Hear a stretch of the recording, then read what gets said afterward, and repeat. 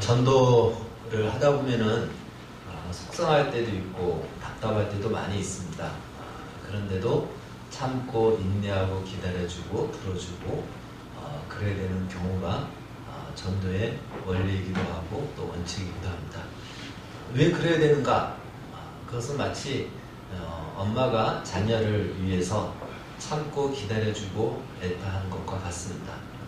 그것은 엄마가 가진 것이 있기에 아이는 가진 것이 없기 때문에 가진 자가 누리고 가진 자가 나눌 수 있는 여유이기 때문에 그렇습니다. 우리 전도 또 그런 마음으로 전도의 마음과 집중을 하시기를 바라겠습니다. 자, 우리 부활하신 예수님을 만난 사람들의 시리즈로 오늘은 두 번째 엠마오의 제자를 대해서 말씀을 나누도록 하겠습니다. 부활하신 예수님을 만난 사람들, 우리 같이 한번 따라해 보겠습니다. 시작. 부활하신 예수님을 만난 사람들.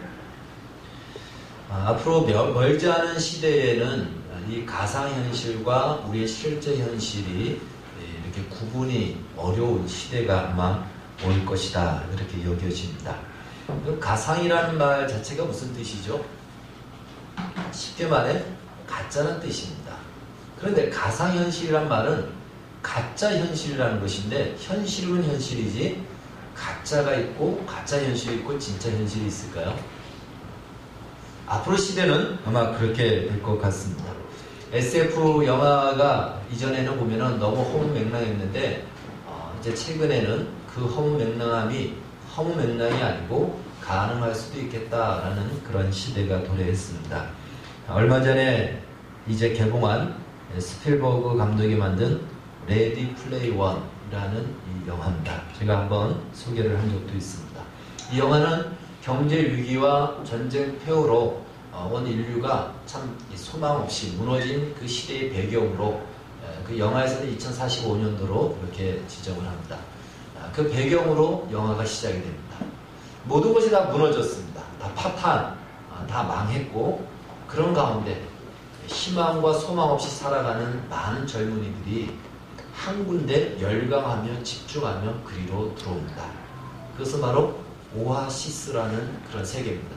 그 오아시스는 그냥 들어가는 것이 아니고요, VR이라고 하죠. 오늘날 우리가 이 4D, 4D를 이렇게 보려면은 3D를 보려면 이 VR 안경을 끼고 봅니다. 이 VR을 딱 끼면은 새로운 세계가 펼쳐집니다. 휘황찬란한 빌딩, 슈퍼카들이 펼쳐집니다. 지금까지는 우리가 그런 것을 영화로 봤고 스크린으로 봤다면, 이 영화에서는요, 그 가상세계에 내가 들어가는 것입니다. 그래서 그 안에서 활동을 하는 거죠. 그 안에서 사람과의 만남이 있고 갈등이 있고 사람도 있고 어떤 일을 성취하는 것도 있습니다.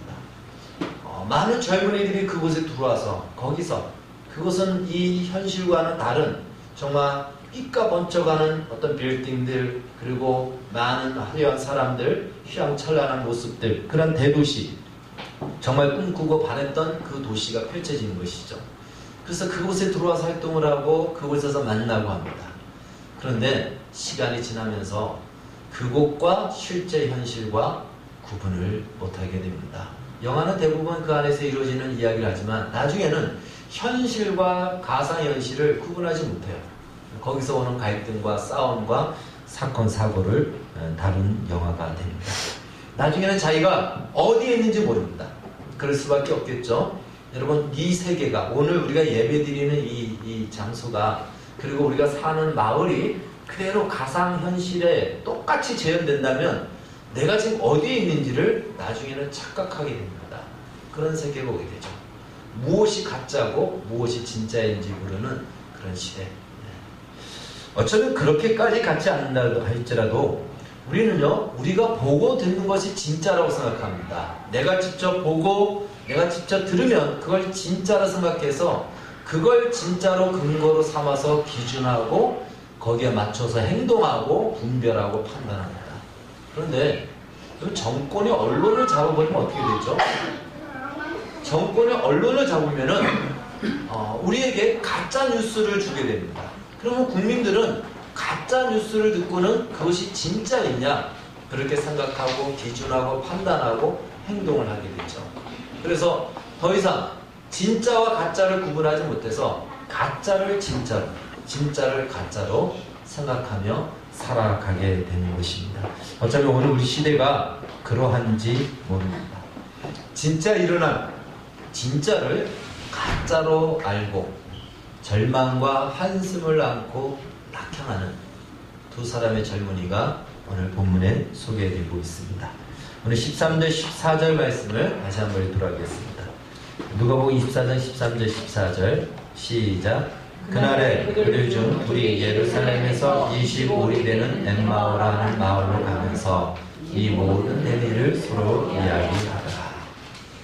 두 명의 남자가 예루살렘으로부터 엠마오로 내려갑니다. 엠마오는요, 예루살렘 서쪽으로 약 한 6km 정도 떨어져 있는 그렇게 멀지 않은 그러한 이웃 마을이라 볼 수가 있습니다. 아마 그들의 고향인 것 같습니다. 그런데 그들이 그 엠마오로 내려가면서 낙심에 찬 얼굴로 이야기를 하고 있다는 것입니다. 그때 부활하신 예수님께서 그들의 이야기에 끼어듭니다. 나그네처럼 같이 길동무처럼 그들의 이야기에 끼어듭니다. 이렇게 말씀하시죠. 예수님이 이렇게 묻는 것입니다. 너희가 길에서 왜 그렇게 심각한 얼굴을 갖고 이야기를 하느냐? 무슨 심각한 이야기를 하느냐라고 묻습니다. 그러자 두 사람이 슬픈 낯을 하고 멈췄습니다. 성경은 슬픈 빛을 띄었다라고 이야기를 하죠. 글로버라고 하는 사람이 이야기합니다. 내가 보니 당신도 지금 우리와 같이 저 예루살렘에서 이쪽으로 지금 오는 길인데 예루살렘에서 어떤 일이 일어났는지 모른단 말입니까? 지금 예루살렘에 온 소동 모든 사람이 다 알고 있는 사실을 당신은 모른단 말입니까? 라고 묻자 예수님이 시치미를 뚝 떼고 나 모르는데 이렇게 묻는 것이죠. 무슨 일인데? 라고 이렇게 묻습니다. 그러자 이 두 청년이 자세하게 설명을 합니다. 그것이 19절에서 24절까지의 내용입니다. 그 내용을 요약하면 바로 이것입니다. 이들도 예수님의 제자였던 것입니다. 여러분, 예수님의 제자는 12명의 제자만 있는 것이 아니고요, 70명의 제자를 파송한 것이 누가복음 10장에 나옵니다. 그러니까 제2 그룹의 제자들이 또 있었습니다. 70명 중에 아마 속해 있던 제자, 이 두 사람이 그들이었다라고 예측할 수가 있습니다. 그들은 기대하기를 이 예수님이 이스라엘을 로마로부터 독립시켜 줄 것을, 독립하여 다윗의 왕국을 재건할 것을 기대하고 꿈꾸고 바라고 그렇게 쫓아왔던 것입니다. 다른 제자들과 마찬가지로 다 이들은 그 꿈을 갖고 예수님을 선생님으로, 예수님을 그들의 지도자로 모시고 지금까지 따라왔고 따라다녔던 것입니다. 그런데 정작 예수님은 마침내 그 예루살렘에 올라가서 어쩌면 로마의 이 유대를 지배하고 있는 한 심장부라고 말할 수 있는 그 예루살렘에서 힘 한 번 쓰지 못하고 비참하고 아주 맥없이 그냥 십자가에서 죽어 가신 것입니다.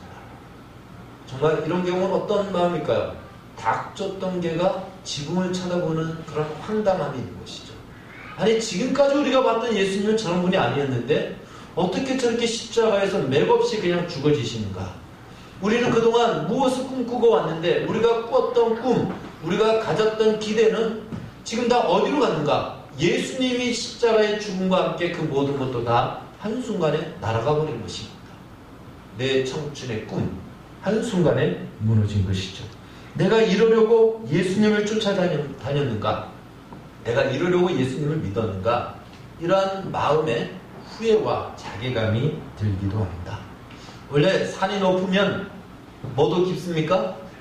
네, 골짜기도 깊어요. 너무 예수님에 대해서 기대가 너무 높았기 때문에 이들의 그 실망은 단순한 실망을 넘어서 나중에는 낙심과 배신감까지도 드는 것이죠. 어떻게 예수님이 그럴 수 있단 말인가? 그럴 것 같으면 처음부터 우리에게 그런 기대를 주지 말았어야지, 이러한 마음이었던 것이죠. 그러나 어떻게 하겠습니까? 예수님은 십자가에서 그냥 죽으신 거예요. 이제 모든 것이 다 끝난 겁니다. 모든 것이 다 무너졌습니다. 그들이 가졌던 기대, 꿈, 환상, 비전 다 무너졌습니다. 그러한 심정으로 마치 관직에서 쫓겨나 낙향하는 그런 마음으로 이제 이들이 엠마오로 돌아가는다. 여러분, 우리 말에 금이 한양이란 말이 있죠. 고향으로 돌아갈 때 뭔가 성공하여서 돌아가고 싶은데 최소한 그러지는 못할지라도 부모님께 드릴 용돈이라도 가지고 들어가면요, 고향길이 기대가 있고 설렘이 있습니다. 우리 고향이 시골이시지 않은 분들은 잘 모를 겁니다. 그런데 저는 고향이 시골이고 시골이신 분들은 잘 알 거예요. 저 또한 이제 신학교를 가면서 또 어떤 파산을 경험하면서 정말 모든 것을 다 잃어버렸을 때 고향을 가고 싶지 않았어요. 갈 수가 없었습니다. 실패한 모습으로 고향 사람들에게, 부모님에게 보여주고 싶지 않은 것이죠. 수치스럽고 부끄럽고, 어쩌면 이 두 사람의 엠마오의 제자들은 그런 심정이었을 겁니다. 그들이 엠마오를 떠나 예수님을 따라갈 때는 뭐라고 얘기했을까요? 봐라, 이스라엘을 저 로마로부터 독립시켜서 새로운 다윗의 왕국을 세울 거야. 난 그 꿈을 위해서, 그 대의를 위해서 이곳에서 떠나 예루살렘으로 올라갈 거야. 큰 소리치며 갔을 겁니다. 그런데 그 예수님은 허무하게 죽어버렸고, 이들은 그냥 가진 것 없이, 건진 것 없이 그냥 낙향하는 심정으로 천근만근 발걸음으로 엠마오로 내려가고 있었습니다. 혹시 우리의 인생길이 시간이 지나면서 우리도 그러한 마음을 가질 수 있습니다. 이 엠마오로 가는 두 사람의 길과 비슷할 수 있다는 것이죠. 원하든 원치 않든 우리는 인생의 종착지를 향해서 걸어가야 됩니다. 여러분, 이 두 사람의 제자가 엠마오로 간 이유가 무엇이죠? 갈 데가 없기 때문에 가는 겁니다. 이제 다 끝났는데 그나마 부끄럽지만 가야 될 때 갈 수 있는 곳이 어디죠? 고향밖에 없는 것입니다. 그러니까 그것은 선택의 여지가 없는 것이죠. 그러하듯이 우리 인생도 선택의 여지 없이 인생의 종착지에 우리는 가야 된다는 것이에요. 그런데 가면서, 점점 가면서 그동안 내가 가진 것이 있는 줄 알았는데 가면서 보니까 가진 것이 점점 없어집니다. 가물가물해지고 내볼 것이 없어요. 가는 길이 그렇게 즐겁지 않습니다. 종착지에 가는 그 길이 가까울수록 오히려 즐거운 것이 아니고 마음이 더 무겁습니다. 어쩌면 종착지에 도착해서 내가 왜 살았는지, 무엇 때문에 나의 그 인생의 수십 년을 죽기 살기로 살았는지 아무것도 내보일 것이 없고 이야기할 것이 없다면, 그럼 우리 마음이 그렇게 즐거운 마음으로 종착지를 향해서 걸어가지 못할 것입니다. 뿐만 아니라 예수를 믿었는데, 이게 뭔가, 예수를 믿었는데 그러면 내 인생이 바뀔 줄 알았는데 바뀐 것은 하나도 없고 남아있는 것은 아무것도 없는 이 마음으로 더 이상 기대와 희망을 갖지 못한 채 오늘 하루를 살아가야 되는 우리의 지체들도 아마 있을 것입니다. 내가 이런 인생을 기대하지 않았는데, 내가 꿈꿨던 세상은 이것이 아니었는데 어떻게 이런 세상, 이러한 인생이 되었는가, 이런 마음을 가질 수 있습니다. 여러분, 그런데 그런 우리 인생길에 누가 끼어드신다고요? 예수님이 끼어드신다라는 겁니다. 예수님이 끼어드세요. 그래서 예수님이 이렇게 묻습니다. 너희가 무엇 때문에 그렇게 심각한 얼굴을 갖고 이야기하느냐? 여러분, 오늘 우리에게도 동일하게 묻습니다. 정직하게 한번 대답을 해보십시오. 마음속으로 대답해 보십시오. 너는 무엇 때문에 그렇게 불안하고 원망하고 두려워하고 하나님을 신뢰하지 못하느냐? 무엇 때문에 내 인생이 만족하지 못하다라고 말하느냐? 우리에게 지금 묻습니다. 두 제자에게 묻는 것이 아니고 우리에게 물어요. 너는 무엇 때문에 내 인생에 만족하지 못하다라고 불평과 원망과 또한 낙심 속에 살아가느냐? 라고 묻습니다. 여러분, 한번 생각해 보십시오. 나는 무엇 때문에 불안하고 낙심하고 원망하고 만족하지 못하는가? 무엇 때문에? 여러분, 이 두 제자가 무엇 때문에 이렇게 낙심하고 배신감까지 가질까요? 왜 그럴까요? 이들이 꿈꾸었던 세상, 자신들이 원했던 그 세상이 펼쳐지지 않았기 때문에 그렇습니다. 그들이 꿈꾸었던 세상은 오늘 21절에 이들이 말하고 있듯이 이렇게 얘기합니다. 우리는 이 사람이 이스라엘을 속량할 자라고 바랐노라. 자기들이 원하는 그런 세상, 다윗의 왕국을 재건해서 바로 이 이스라엘 백성들이 다시 한번 선민으로 세워지는 그것을 꿈꿨는데 그것이 한순간에 무너지니까 그 실망이 너무 컸던 것이죠. 그러니까 그들은 비록 지금까지 예수님을 따라다녔지만 예수님이 꿈꾼 세상을 바라봤습니까? 자기들이 원하는 세상을 바라봤습니까? 자기들이 원하는 세상이에요. 여러분, 예수를 믿지만, 우리도 예수님을 믿지만 예수님이 원하는 세상이 아닌 내가 원하는 세상을 내가 기대하고 그 기대에 미치지 못하면 우리는 원망하고 낙심하고 좌절할 때가 있다는 것입니다. 그래서 마치 하나님이 내 꿈을 빼앗아간 것 같아요. 하나님이 내 꿈을 빼앗아간 것 같아요.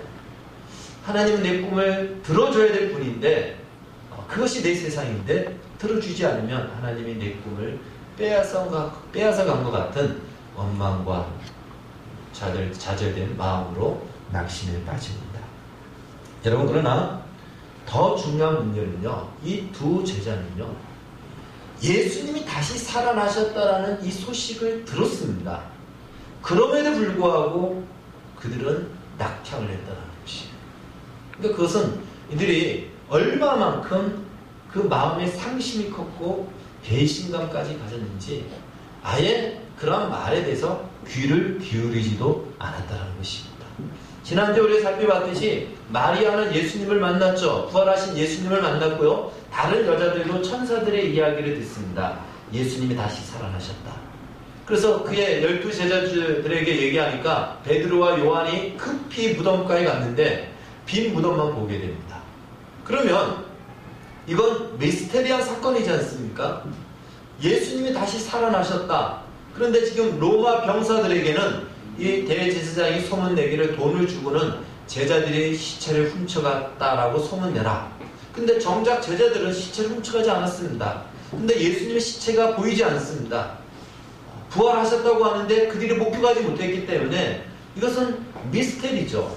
그렇다면 어쩌면 정말 예수님이 부활하셨는가 하는 미련이라도 가질 수 있는데 이 두 제자는 미련도 갖지 않았다는 것이죠. 그냥 포기하고 내려온 거예요. 그냥 끝내버린 것입니다.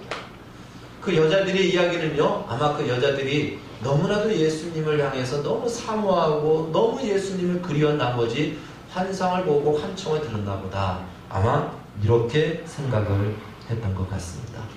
그래서 여러분, 절망이란 이렇게 무섭다라는 것이에요. 정말 사실의 가능성 혹은 사실조차도 아예 막아버리는 것이 절망입니다. 그래서 마귀가 쓰는 가장 큰 무기가 절망이라고 합니다. 절망의 무기를 마귀가 가장 많이 씁니다. 여러분, 절망에 빠지면 숟가락 하나 드는 것도 천근만근 무거워서 못 듭니다. 아무런 삶의 의욕을 갖지 못합니다. 그래서 목사님들이 가장 많이 설교하는 설교의 주제가 절망하지 말라, 이런 설교를 가장 많이 할 것입니다. 여러분, 절망하지 마시기를 바라겠습니다. 아멘. 이 말을 참 쓰기가 좀 주저스럽다 그랬죠, 제가. 절망하지 마라. 이게 잘 이 문자적으로 이해하면은 망하지 말라, 이런 표현이 되기 때문에 절망하지 말라라는 말씀이면 절망하지 말라, 계속 이런 말이 되잖아요. 절이 망하라, 이렇게 말은 못하지만 또 망하지 말라라고 한다는 것도 참 우리가 쓰기에는 좋은 또 표현은 아닌 것 같아요. 그래서 이 영어로 써야 될 것 같아요. 절망하지 마라, never despair, don't give up, 이런 말을 써야 될 것 같습니다. 자, 그런데 여기서 우리가 중요하게 봐야 될 것은요, 부활하신 예수님께서 실망과 좌절과 낙심 속에 있는 이 제자들을 찾아오셨다는 것입니다. 할렐루야, 아멘. 네. 그런데 여기서 우리는 놀라야 될 사건이 있습니다. 부활하신 예수님이 제자들을 찾아오셨다는 것은 부활은 이미 이루어졌다는 사실입니다. 부활은 이미 이루어졌습니다. 그리고 그분이 제자들을 찾아가십니다. 다른 말로 예수님이 부활하셨다고 해서 세상이 달라지지 않았다는 것이에요. 여기서 우리의 신앙의 딜레마가 있습니다. 우리는 예수님이 부활하시면 세상이 천지개벽, 해야 될 것이다 라고 생각을 하는데, 부활은 이루어졌고 세상은 똑같아요. 여전히 로마가 지배하고 있고 여전히 이스라엘 백성들은 그 식민지에서 고난 속에 있습니다. 어려움 속에 있습니다. 그런데 예수님의 부활은 이루어졌다고 하는데, 여기서 우리가 갈등하는 것이죠. 고민하는 것이죠.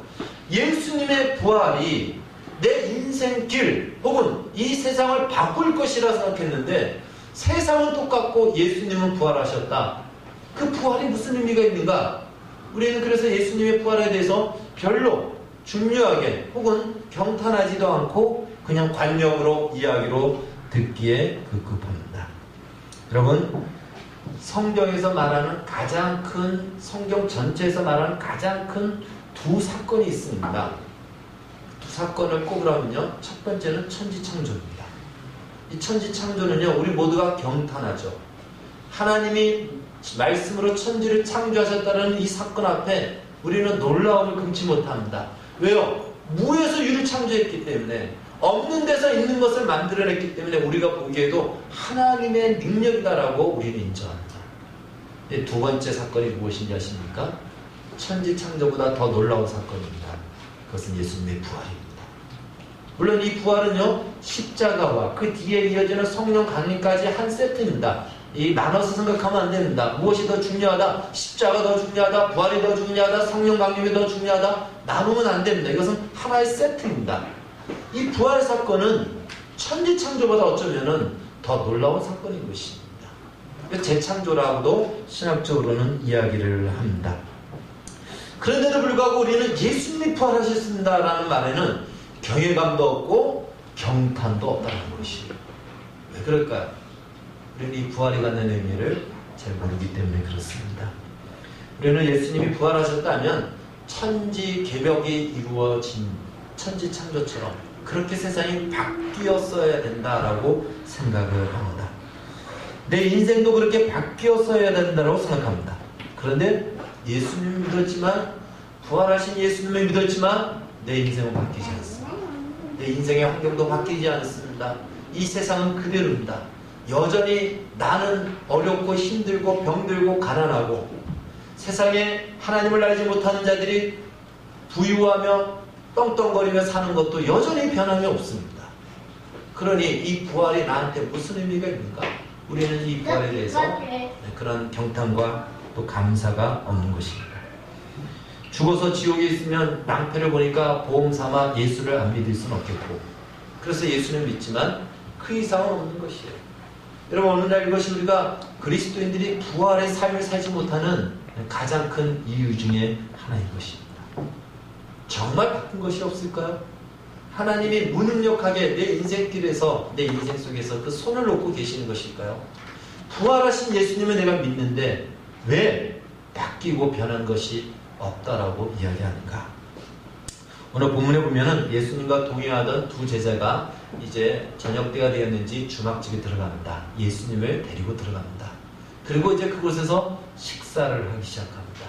그들의 음식은요, 빵과 고기와 포도주입니다. 이것은 그냥 항상 그들의 전형적인 주식입니다. 예수님이 최후의 만찬 때 하셨듯이 여기서도 이제 이 빵을 가지고 축사하시고 하나님 앞에 감사하고 이 빵을 떼어서 제자들에게 줍니다. 이 두 제자에게. 제자들은, 그 두 제자는 예수님이 떼어주는 빵을 먹습니다. 먹는 순간 이들의 눈이 밝아집니다. 그리고는 그분이 바로 부활하신 예수님이었다는 사실을 깨닫게 되고 알게 됩니다. 그런데 그 예수님은 순식간에 사라집니다. 우리말로 이런 경우는 뭐라 그러죠? 귀신에 홀렸나? 이렇게 얘기하죠. 이들이 얘기합니다. 그분이 길에서 성경을 풀어주실 때 우리 마음이 뜨겁지 아니해야 되나? 각주를 보니까 불타지 아니해야 되나? 그분이 바로 부활하신 예수님입니다. 이들이 비로소 부활하신 예수님을 만나고 난 뒤에, 그분이 예수님이었다는 것을 깨닫고 난 뒤에 그들의 인생의 행선지가 바뀝니다. 엠마오로 가야 됐던 그 길이 아닌 다시 예루살렘으로 올라갑니다. 올라가서 제자들에게 얘기해요. 부활하신 예수님이 우리를 찾아왔습니다. 우리가 부활하신 예수님을 만났습니다. 예수님은 부활하셨습니다. 바뀌어지는 거예요. 바뀌어졌어요. 부활하신 예수님을 만나니까 바뀌어졌습니다. 무엇이 바뀌어졌죠? 천지가 개벽했습니까? 로마가 힘을 잃었습니까? 아니에요. 여전히 로마는 지금 지배하고 있어요. 그리고 로마가 권력을 가지고 있습니다. 그런데 이들이 개벽된 거예요. 여러분, 오늘날 내가 개벽되어야 됩니다. 내가 바뀌어야 되겠죠? 부활하신 예수님을 만나면 내가 바뀌어질 때 세상이 달라 보이는 것입니다. 그동안은요, 로마의 그 권력과 힘이 무서웠습니다. 로마의 권력과 힘이 부러웠습니다. 오늘날로 얘기한다면 이 세상 권력과 세상 권세가 무섭기도 하고 두렵기도 하고 부럽기도 합니다. 그래서 우리는 기도하죠. 하나님, 나도 저런 세상의 권력과 권세와 인기와 돈과 부귀와 영화를 나에게도 주십시오. 내 인생길을 좀 저렇게 만들어 주십시오라고 기도하죠. 우리는 그것을 부러워하기도 하고 우리는 그것을 두려워하기도 합니다. 그런데 부활하신 예수님을 만난 이 두 제자는 이제 더 이상 그것이 부러움의 대상도 아니고 두려움의 대상도 아니게 된 것입니다. 그런데 놀라운 것은 예수님의 부활을 경험한 모든 제자들이 다 그러했다라는 것입니다. 여러분, 이것이 부활하신 예수님을 만남으로 일어난 변화라는 사실입니다. 세상 사람들은 여전히 세상의 권력, 로마의 권력을 부러워하고 그것을 쫓아가고 그것을 향해서 인생을 다 쏟아붓고 살아가고 있습니다. 오늘날도 마찬가지죠. 그래서 그것이 좋으면 자만하고 그것이 없으면 절망하고 낙심하고 좌절하기도 합니다.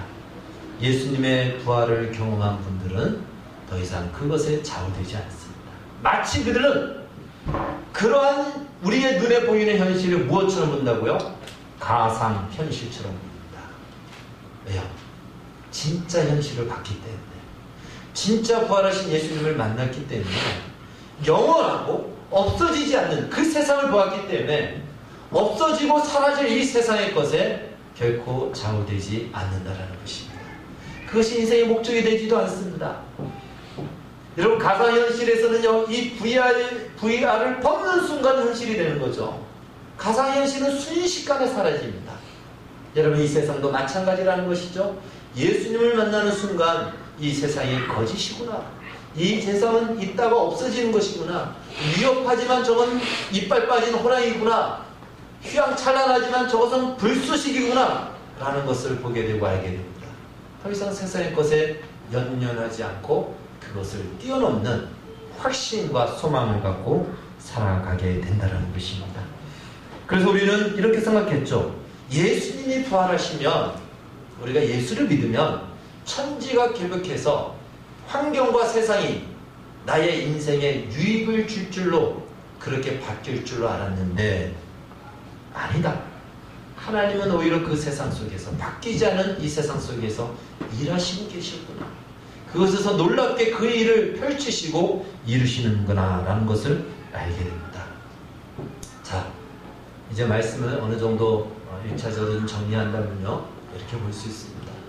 그리고 우리가 신앙생활하면서 예수님을 믿지만 예수님의 부활을 믿으면서도 왜 우리가 낙심하고 절망하느냐 하면, 그것은요, 예수님이 부활하셨지만, 그 부활하신 예수님 내가 믿었지만 여전히 내 인생에 아무 변화가 없다라는 거예요. 아무 변화가 없다라는 말은 무슨 말이냐면, 하나님은 손 놓고 계신다라고 생각한다는 거예요. 하나님은 일하시고 있지 않다라고 생각하는 것입니다. 하나님은 나의 어려움에 여전히 묵묵부답이고 침묵하고 계시는구나, 아무런 힘도 발휘하지 못하는구나, 내 인생은 그대로 여기서 이렇게 살다가 끝나는구나, 스스로 이렇게 판단하는 것이죠. 왜? 눈에 보이는 현실이 그러하기 때문에 그렇습니다. 그것 때문에 절망하고 좌절하는 것입니다.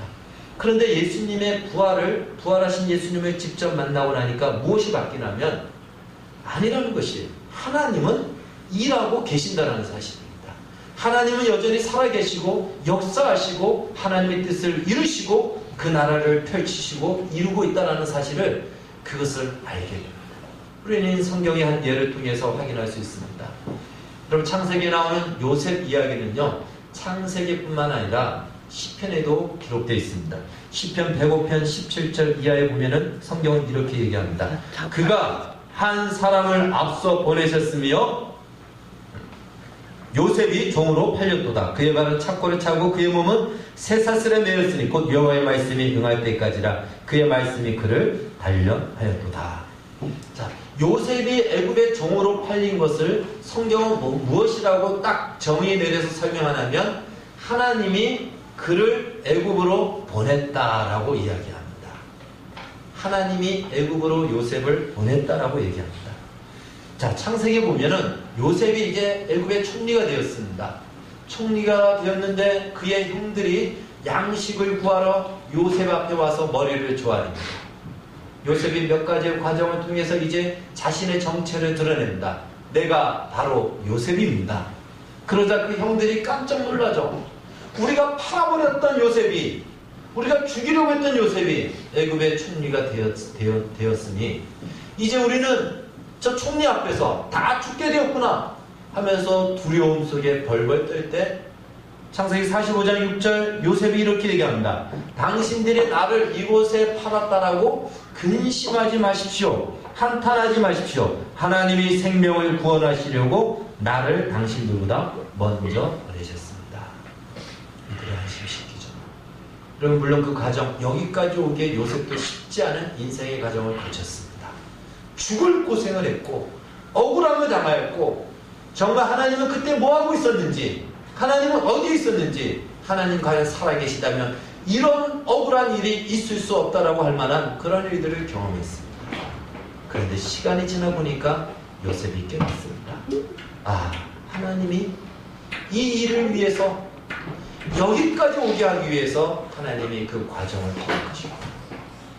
그때 나는 죽을 것 같았고 하나님은 마치 없는 것 같았지만 그때도 여전히 하나님은 일하시고 계셨고 하나님은 여전히 그때도 나와 함께 하셨구나 라는 것을 그가 깨닫게 됩니다. 그리고 나서 이러한 고백을 하게 되는 것이죠. 단순히 자기 가족을 살리는 것이 아니고 그들의 조상에게 약속한 것을 이루실 분들로 하나님 나라의 마스터 플랜을 이루는 그 완성의 자리로 요셉을 이끌어 가시는 하나님의 손길을 그가 발견하게 됩니다. 바로 그것입니다. 여러분, 내가 꿈꾸었던 세상, 여러분이 꿈꾸었던 세상이 펼쳐졌다면 어떨까요? 우리 중에 이 자리에 있을 사람들이 있을까요? 없습니다. 내가 꿈꾸었던 세상, 건강하고요, 나이가 들어도 건강하고요, 또한 돈이 많아서 나이가 들어도 보톡스 맞아가지고 팽팽하고요, 그리고 많은 사람들이 나를 따라하고 내가 쓸만한 여유의 돈이 많이 있고, 그러면 이 자리에 있을까요? 세계는 갈 곳이 얼마나 많이 있습니까? 추운 날 더운 지방 가서 휴양하고, 또 심심하면 추운 지방 가서 스키 타고, 그럴 수 있는 여유와 돈이 있다면 우리 중에 여기 있는 분들이 있을까요? 성경에 우리 기독교에서 특별히 교회에서 설교할 때 부귀영화를 부정적으로 이야기를 합니다. 아마 많이 들어보셨을 겁니다. 세상의 부귀영화 다 부질없다 이렇게 얘기하죠. 그런데 왜 그 부귀영화가 부질없는지를, 왜 부정적으로 이야기하는지를 들어야 됩니다. 그게 무조건 나쁜 것이 아닙니다. 우리 중에 돈 싫어하는 분들이 있습니까? 저도 돈 좋아합니다. 없어서 문제죠. 우리 중에 인기와 명예를 싫어하는 분들이 있을까요? 내가 가는 곳마다 나를 환대해주고 나를 존중해주고 그러는데 그걸 싫어하는 사람이 누가 있겠습니까? 부귀영화가 왜 부정적일까요? 그것은요, 그 부귀영화가 우리를 어디로 이끌고 가는지를 봐야 됩니다. 그것이 우리를 어느 자리로 이끌고 가는지를 봐야 됩니다. 그 자리가 어딜까요? 하나님 앞일까요? 아닙니다. 세상입니다. 그래서 너무 잘되고 너무 바쁘고 또 혹은 너무 인기가 많고 너무 가진 것이 많으면 부활하신 예수님이 좀 만나자고 해도 바빠서 못 만납니다. 오늘 만약에 엠마오의 두 제자가 자기들이 원하는 세상이 펼쳐졌다면 그들이 부활하신 예수님을 만날 수 있었을까요? 그 자리에 예수님이 찾아가도 신경도 쓰지 않았을 것입니다. 그래서 우리가 부귀영화를 부정적으로 이야기하는 겁니다. 불교가 나쁜 것은 아닙니다. 다른 말로 우리가 내가 원하는 세상이 펼쳐지지 않았고 또 내 꿈이 좌절되었기 때문에 실패되었기 때문에 우리가 모일 수 있는 자리가 어느 자리입니까? 바로 이 자리예요. 주의 은혜를 구하는 자리입니다. 시편 1편에 복 있는 사람에 대해서 이야기하죠. 율법을 쥐하러 묵상한다. 여러분 그걸 뭐 멋지게 생각하지 마십시오. 왜 그러냐면 세상 사람들이 이미 차지할 자리를 다 차지했기 때문에 예수 믿는 우리가 가야 될 자리가 없어서 할 일이 없어서 뭐합니까? 율법을 묵상하는 겁니다. 하나님만 바라보는 거예요. 성경은 얘기합니다. 그것이 복이다. 부활하신 예수님을 만나는 것은 바로 이것이라는 것입니다. 주님은 어느 자리에 찾아가시죠? 낙심한 자리, 실패한 자리, 꿈이 좌절된 자리, 절망의 자리. 그래서 어찌할 수 없어서 갈 데가 없어서 갈 곳은 오직 하나 고향밖에 없어서 엠마오로 가야 되는 이 두 제자 그들을 찾아가십니다. 그리고 그들에게 그들의 눈을 열어주십니다. 실제적인 세상을 보여주십니다. 영원한 세상을 보여주십니다. 너희가 꿈꿨던 가짜 세상에 속지 말라라고 말씀하고 있습니다. 그것이 오늘 우리에게 주시는 말씀인 것입니다. 여러분 19세기의 대표적인 문학 장르 중에 하나가 낭만주의가 있습니다. 낭만주의의 대표적인 작가로는 윌리엄 워즈워드의 무지개라는 작품이 있습니다. 무지개라는 시는 옛날에 연습장에 가장 많이 나왔던 그 표지의 시입니다. 나 무지개를 보노라면 가슴이 뛰노니 어릴 때도 그래야 했고 지금도 그러하며 또한 나이가 들었어도 그러하리라. 뭐 이런 시죠. 멋진 시입니다. 그런데 이 낭만주의는 무슨 말이냐면 무슨 로맨틱한 낭만이 아니고요. 일상의 것을 새롭게 인식함으로 새로운 것을 발견한다. 이것이 낭만주의예요. 그래서 무지개가 평범했는데 그걸 새로운 각도로 보니까 그것이 새롭게 인식되어졌다는 것이죠. 이게 낭만주의입니다. 새로운 관점을 갖는 것이죠. 그러나 그것도 한 시대의 유행으로 끝났습니다. 그러나 부활은 그렇지 않다는 것이에요. 부활은 한순간만 눈이 열리고 끝나는 것이 아니고 눈이 열린 그 세상은 영원한 세상이라는 것이에요. 그래서 더 이상 이 육안으로 보이는 세상이 그렇게 중요하게 그렇게 여겨지지 않는다라는 것입니다. 성경을 보면서 이런 질문을 갖지 않았습니까? 이들의 눈이 열렸는데 예수님이 사라졌어요. 왜 예수님이 사라졌을까요? 여러분 더 이상 눈에 보이는 예수님이 중요할까요? 중요하지 않습니다. 부활의 주님을 만난 자는요 눈에 보이는 예수님은 더 이상 필요가 없습니다. 왜? 이미 예수님이 내 안에 와 있기 때문에. 눈에 보이는 세상은 중요하지 않다는 것이죠. 그것이 부활하신 예수님을 만난 자의 변화의 것입니다. 우리가 눈에 보이는 이 세상, 우리를 위협하고 우리를 즐겁게 만들기도 하는 이 세상의 그 유혹과 위협 앞에 좌우되지 말고 예수님의 부활로 예수를 믿는 것이 내 눈에 보이는 현실이 나에게 유익이 되는 내 인생길을 환하게 밝혀주는 것이 아닌 우리의 심령 가운데 영원한 소망과 약속을 주신 그 말씀과 그 소망의 주님을 만남으로 말미암아 보이는 세상을 뛰어넘어 영원한 세상을 바라보며 오늘을 살아가는, 그래서 엠마오가 아닌 다시금 예루살렘으로 올라가는, 예루살렘은 바로 평화의 도시요 주님의 비전이 있는 곳입니다.